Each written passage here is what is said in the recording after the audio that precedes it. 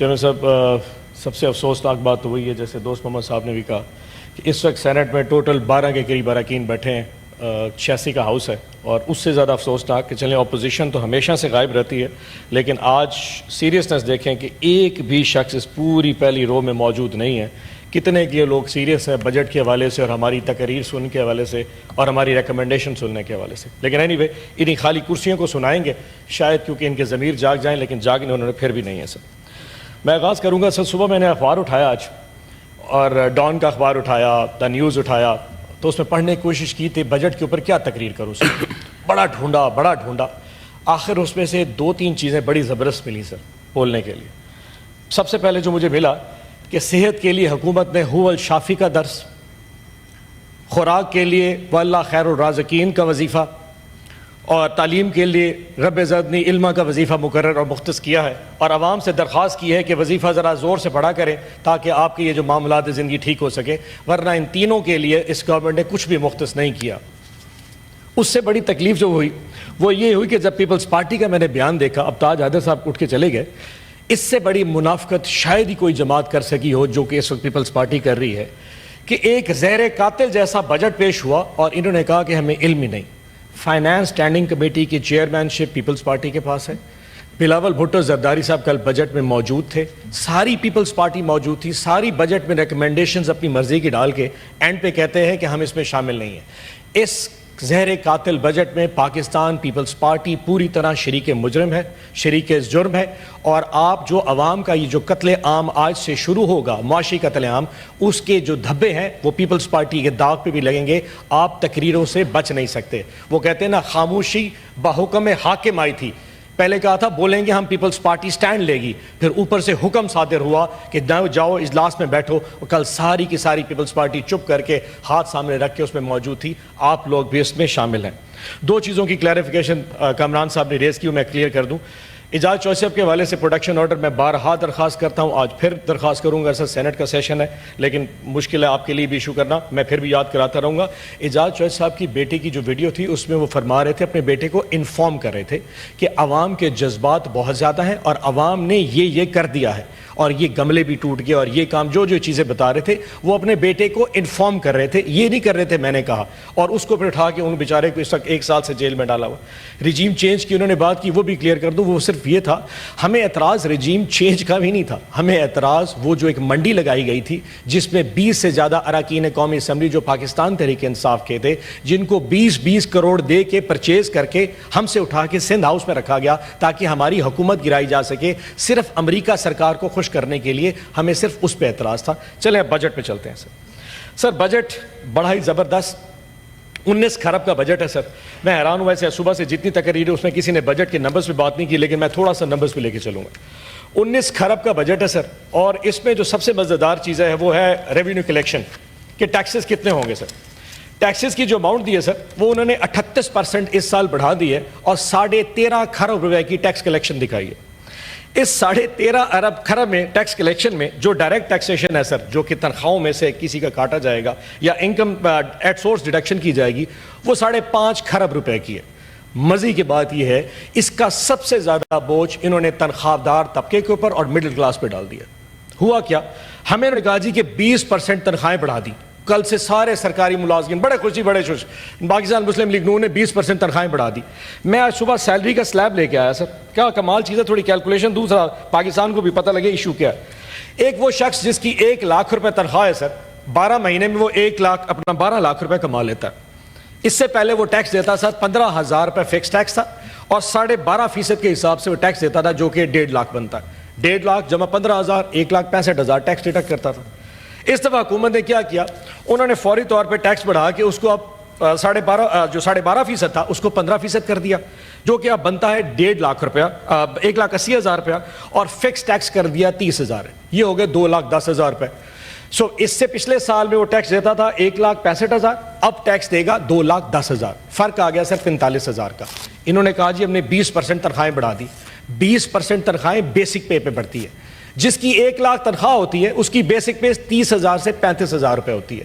اس 30 یا 35,000 کے اوپر جو 20% ہے وہ پورے سال کی جو بنتا ہے, سر میں نے حساب لگایا, وہ بنتا ہے 48,000 روپیہ. سو آپ نے 48,000 کی تنخواہیں بڑھا دی لیکن 45,000 کا ٹیکس لگا دیا. اس کی جیب میں کتنے بچے؟ 3,000 روپے. ٹوٹل 3,000 پورے سال میں بچیں گے. اوپر سے ظلم چیک کریں, انڈائریکٹ ٹیکسیشن سر 7.5 کھرب روپے کا, انڈائریکٹ ٹیکسیشن 7.5 کھرب کا. اور اس میں سب سے بڑی اماؤنٹ کیا ہے؟ پیٹرولیم کی لیوی. یعنی کہ جو پاکستان تحریک انصاف اپنے دور میں ہم نے 60 روپے تک میکسم لیوی رکھی تھی, انہوں نے بڑھا کے اس کو 80 روپے کر دیا ہے. 80 روپے سے کیا ہوگا؟ اور ہم نے سر 60 روپے جو رکھی تھی, ہم 35 روپے سے اوپر کبھی بھی نہیں گئے. انہوں نے 60 کو 80 روپے کر دیا ہے. اس کا مطلب یہ ہے کہ عوام اب 20 روپے اس پورے سال میں پیٹرول کی قیمت بڑھے گی. وہ جو 3,000 روپے ایک تنخواہ دار طبقہ اس ٹیکس میں سے 20% تنخواہ کے بچا رہا تھا, جب 20 روپے لیٹر پیٹرول بڑھے گا تو وہ اور پورے خاندان کے اوپر جو اثر آنا ہے پورے مہینے پورے سال کا, وہ 40 سے 50,000 روپے آئے گا. بچے کا اس کے پاس 40,000 اور اس حکومت کے پاس چلا جائے گا. سو میں یہ بتا دوں اس پورے عوام کو بھی اور اس حکومت کو بھی کہ آپ کے 20% جو آپ نے اضافہ دیا ہے اس کی وجہ سے مڈل کلاس پوری دب چکی ہے, کیونکہ آپ نے جو ٹیکس سلیب بڑھائے وہ بیچارہ دب گیا. اور یہ صرف اور صرف سرکاری ملازمین کے لیے ہے. آپ نے جو ٹیکس سلیب بڑھائی ہے وہ تو تمام پاکستان کے تمام ملازمین کے لیے ہے جو کہ سرکاری نہیں ہے. اب جو پرائیویٹ چیپٹر میں کام کرتا ہے, کسی غیر سرکاری کمپنی میں کام کرتا ہے, اس کی تنخواہ تو اس کی کمپنی نہیں بڑھائے گی. وجہ کیونکہ پاکستان میں جو انکم ہے وہ تو نہیں بڑھ رہی. تو کمپنیز اور فیکٹریز اگر پیسے نہیں بڑھائیں گی تو انہوں نے تو اپنے لوگوں کی تنخواہیں نہیں بڑھانی. سو وہاں اس کی تنخواہ بھی نہیں بڑھی اور آپ کا ٹیکس سلیب بڑھ گیا, وہ بھی برباد ہو گیا. سو ایک تو میرا یہ تھا کہ انہوں نے جو یہ ظلم کیا ٹیکس بڑھا کے, یہ پاکستان کے عوام کے اوپر بہت بڑا ہتھوڑا مارا. دوسرا سر جب بھی بجٹ پیش کیا جاتا ہے ایک ویژن دیا جاتا ہے اکنامکس کا کہ جی ہم پاکستان کو کدھر لے کے جانا چاہ رہے ہیں. ابھی پورا کا پورا ایک کانوائے جناب پاکستان مسلم نون کا اور گورنمنٹ کا چائنا گیا ہوا تھا. بڑے بڑے لوگ بھی گئے ہوئے تو سوٹ پہن کے ہمیں فوٹو دکھائی کہ سارے 1 پیج پہ کٹھے چلتے نظر آ رہے تھے. حیران ہوں سر, یہ وہاں پہ چائنا میں ایک شہر کے ڈپٹی میئر سے مل کے آئے ہیں, جس شہر کی ویلیو پاکستان میں وہی ہے جو ایک ملتان کی ویلیو ہے, وہاں چائنا کا ملتان کے ڈپٹی میئر سے مل کے واپس آ گئے. بھئی آپ نے جا کے ان سے سیکھنا ہے تو ان کے ویژن سے سیکھیں, ان کے اسپیشل اکنامک زون سے سیکھیں. یہاں پہ 9 اسپیشل اکنامک زونز ہیں. بجٹ میں ایک ایسا چیپٹر نہیں رکھا کہ سی پیک کے اوپر ان اسپیشل اکنامک زون میں کوئی ایک فیکٹری لگا دے, ان پروڈکٹس اور گڈز اینڈ سروسز کے لیے کوئی مراعات بنا دے. کچھ نہیں رکھنا, صرف چائنا سے بھیک مانگ کے واپس آ جانی. کوئی ویژن ان کے پاس نہیں تھا. حیرانی کی بات یہ ہے, ہمیں کہتے ہیں ہم پی آئی اے بیچ رہے ہیں, ریلوے بیچ رہے ہیں, اسٹیل مل بیچ رہے ہیں. وجہ کیا ہے؟ اس کی وجہ بھی یہ ہے سر, قانون یہ ہے کہ پہلے ایک آرگنائزیشن کو بنایا جاتا ہے, پھر اس میں بھرتیاں کی جاتی ہیں. پی آئی اے میں پاکستان پیپلز پارٹی نے دبا کے بھرتیاں کی ہیں, ساری سیاسی بھرتیاں. ایم این اے تیرے 100 ملازم, فلانے ایم پی تجھے 50 بندے مل جائیں گے. اتنی بھرتیاں کر کے اس پورے کے پورے محکمے کو خراب کر دیتے ہیں. جب وہ محکمہ بگڑ جاتا ہے کہتے ہیں جس کو بیچ دے. یہ اسٹیٹ اونڈ انٹرپرائزز جو ہے نا, یہ پاکستان پہ بوجھ ہے, اب ان کو بیچ دیا جائے. او حضور اپنی صلاحیت پیدا کریں. آپ پی آئی اے, ریلوے, اسٹیل مل جیسے محکمے چلا کے دکھائیں. اسی لیے آپ حکومت میں بیٹھے ہیں. اگر جائیدادیں بیچ کے آپ نے پاکستان چلانا ہے تو پھر پارلیمنٹ بھی بیچ دیجئے. آپ اس کو بھی آؤٹ سورس کر دیں. آپ اسلام آباد کا ایئرپورٹ آؤٹ سورس کر دیں, اسے بھی آؤٹ سورس کر دیں, کسی اور کو دے دیں, وہ اس سے بہتر چلائیں گے. ہم نہیں چلا پا رہے. جس طرح آپ سے حکومت نہیں چل رہی, یہ پارلیمان بھی نہیں چل رہا. میں خالی کرسیوں کو بیٹھ کے ریکمنڈیشن دے رہا ہوں جہاں ایک منسٹر ایم این اے یہاں نہیں بیٹھا میری بات سننے کے لیے. یہ پارلیمان, یہ تقریریں سب فضول ہے حضور. یہ صرف ایک ڈرامے بازی عوام کو دکھانے کے لیے. ہم بھی ڈرامے بازی کر رہے ہیں ان کو بتانے کے لیے کہ ہم تمہاری جنگ لڑ رہے ہیں. حقیقت میں میری تقریر کوئی بھی نہیں سن رہا. کسی کے اوپر کان کے اوپر جو نہیں رہی کہ ہم یہاں بیٹھ کے کیا بات کرتے ہیں. یہ پارلیمان بھی فضول چل رہے ہیں. ہمیں ایشو کی بتایا گیا کہ جناب فائنانس منسٹر صاحب بہت پڑھے لکھے ہیں. سر ہوں گے پڑھے, اچھی انگریزی بولتے ہیں, سوٹ بھی بہت اچھا بولتے ہیں, لیکن کیا وہ یہ بتائیں گے کہ آج سے تقریباً 4 مہینے پہلے ان کے پاس اپنی شہریت کون سی تھی؟ ہمارے تو پاسپورٹ کینسل کر دیتے نا جی, کہ جی پاسپورٹ کینسل ہے. آپ سارے کے سارے, کیونکہ جو لوگ جا کے اسائلم سیکر انگلینڈ, امریکہ, آسٹریلیا جا رہے ہیں, ان کے پاسپورٹ کینسل کر دو. یہ دوسری شہریت نہیں رکھ سکتے. صاحب بہادر خود ہالینڈ سے واپس آئے ہیں, ان کے پاس دوہری شہریت ہالینڈ کی تھی. مارچ میں انہوں نے ہالینڈ کی شہریت چھوڑی ہے اور پاکستان کے وزیر خزانہ بن چکے. بھئی ہالینڈ کے شخص کو کیا پتا کہ کاموکی میں کیا مسئلہ ہے. اس کو کیا پتا راجن پور کی تحصیل جامپور میں کیا مسئلہ چل رہا ہے. وہ بیٹھ کے اسلام آباد ٹھنڈے آفس میں ایک سوٹ پہن کے آتا ہے, میں نے بہت اسٹرکچرل ریفارمز کر دی ہیں. تمہیں کیا پتا ہالینڈ کی تکلیفیں بھی برداشت کرو گے یا ہمارے پاکستان کی تکلیفیں تو بتائیں. امپورٹڈ ایک فائنانس منسٹر ہم پہ نافذ کر دیا ہے جس کو پتا کک نہیں ہے, اور ملا ان کو بھی جہیز میں. جب یہ سارے اکیلے ملتے ہیں مجھے بھی کہتے ہیں یہ پتہ نہیں کیا ظالم دو چیزیں میں تحفے میں دے دی ہیں, ایک وزیر داخلہ ایک وزیر خزانہ. لیکن حضور اب برداشت کیجئے گا.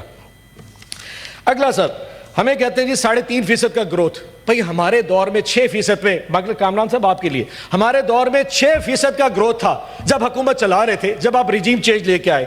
آج 3.5% کے اوپر ساری کی ساری گورنمنٹ بڑے تبلے بجا رہی ہے جی بڑی گروتھ ہوگی. 3.5% تو شاید اس ٹائم مالدیپ اتنا سا جزیرہ ہے, اس کی گروتھ بھی اس سے زیادہ ہوگی جس کے پاس ٹورزم کے علاوہ کچھ نہیں ہے.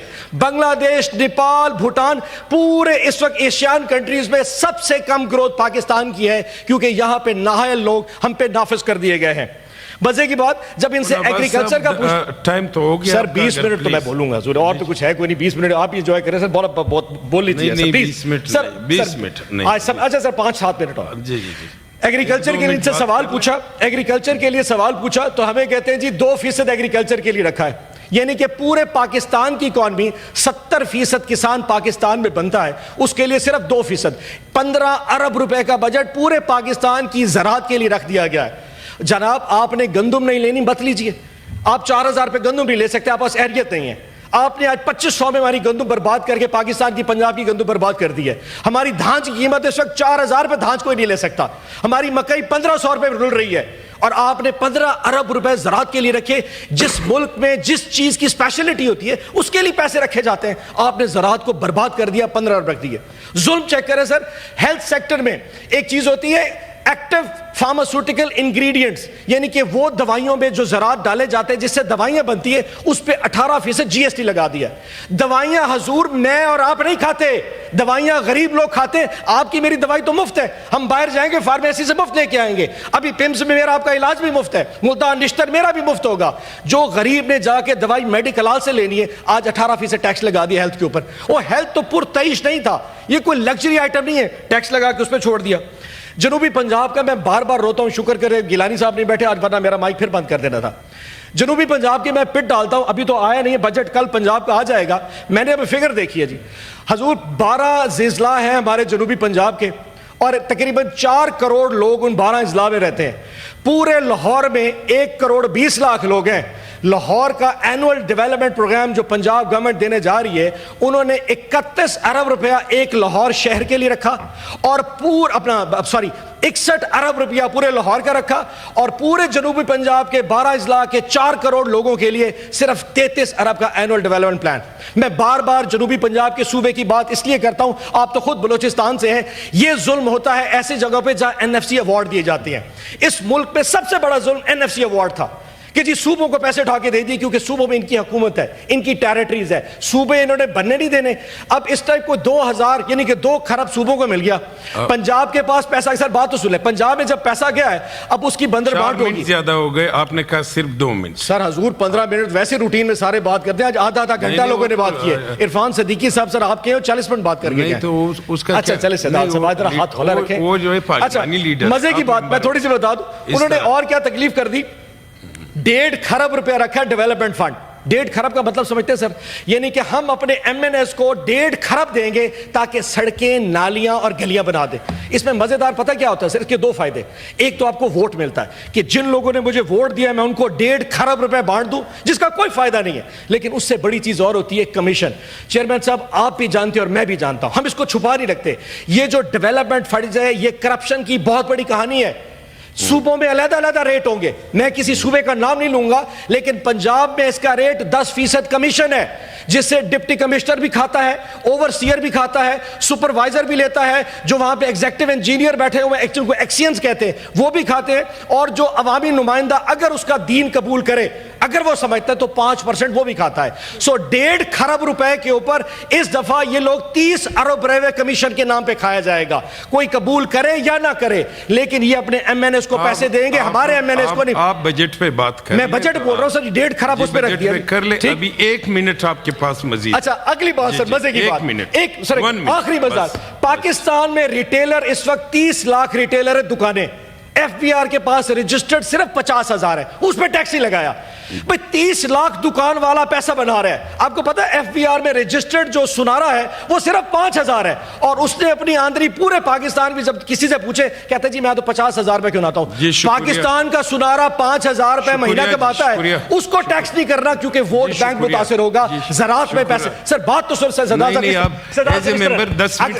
سب نے 30 منٹ بات کی, میں تو ٹیکسیشن پہ بات کر رہا ہوں. سب سے زیادہ بات آپ نے. سر ذرا 2 منٹ آپ رکیں ورنہ سر کسی کو تقریر شکریہ. جی شکریہ جی شکریہ جی. سینیٹر ضمیر گومرو صاحب. جی جی جی جی جی میں دے دوں گا سر, میں دے دوں گا. جی جی جی جی جی میری باری ہے سر. اپنا اللہ صاحب, اپنا اللہ آپ کو ٹائم دے, میں دے رہا ہوں پورا ضمیر گومرو صاحب. ضمیر گومرو صاحب.